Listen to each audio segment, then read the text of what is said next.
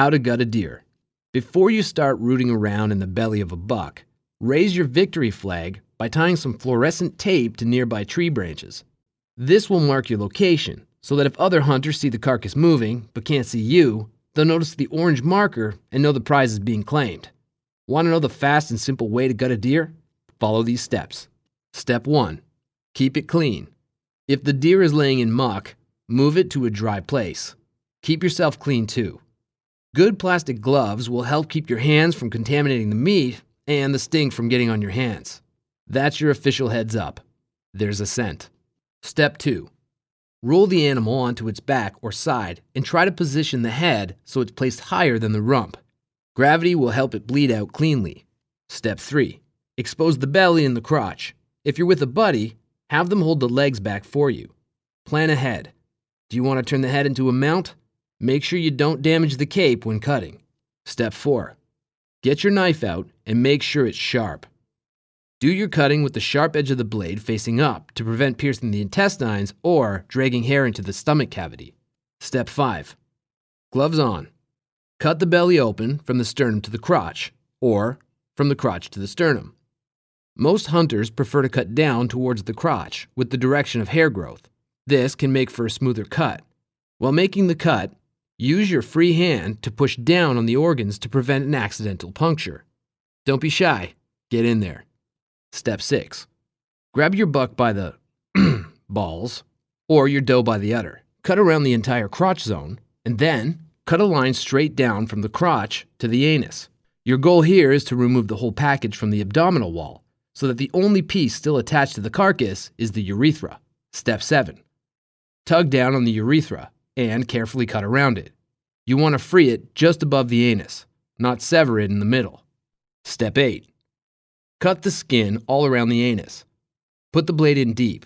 We need to make sure it's loose. For a doe, go wide to get around both the anus and the vagina. Step 9. You need to be careful here because once you free the colon from the pelvic canal, you may have a poo spill to deal with in the stomach cavity. If this happens, clean up the mess by using the deer's darkest blood as a rinse.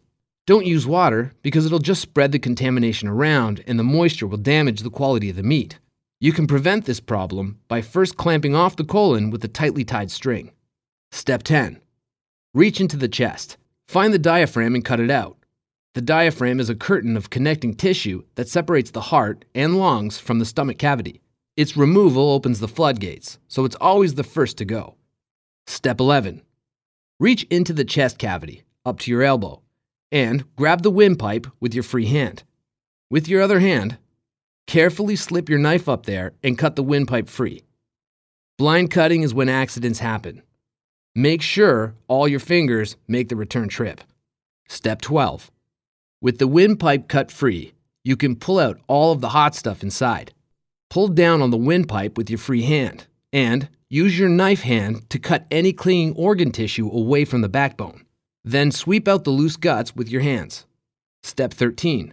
Prop the gutted carcass open with a clean stick to allow it to cool down before being transported. Be mindful of the air temperature as well as the temperature of the meat. The meat will begin to spoil when it reaches temps of 40 degrees to 140 degrees Fahrenheit, the danger zone.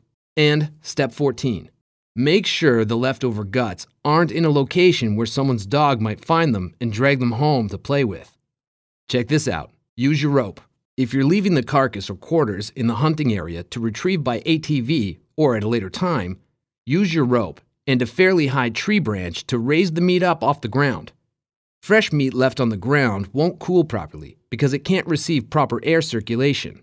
Hanging meat will also help keep foraging animals from getting at it. Don't leave it too long though, or the meat will spoil.